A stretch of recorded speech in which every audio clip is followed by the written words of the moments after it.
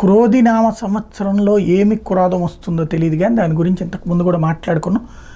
కరెక్ట్గా వెంటనే ప్రారంభమైనటువంటి యుద్ధం ఒక ఆందోళన కలిగించినటువంటి పరిణామం ఇరాన్ ఇజ్రాయెల్ యుద్ధం.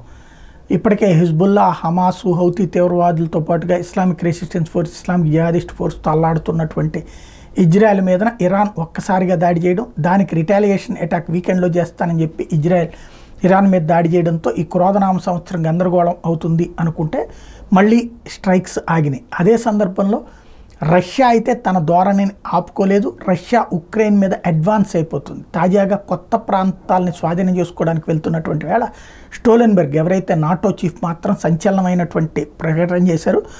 తాజాగా the NATO chief has made a big admission about the presence of military personnel in Kyiv.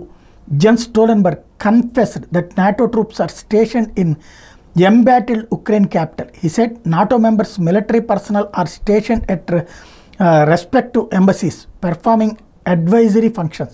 The statement comes days after NATO pledged more advanced air defenses to Kyiv. The Ukrainian president told NATO that this year we cannot wait for decisions to be made. Putin must be brought down to earth.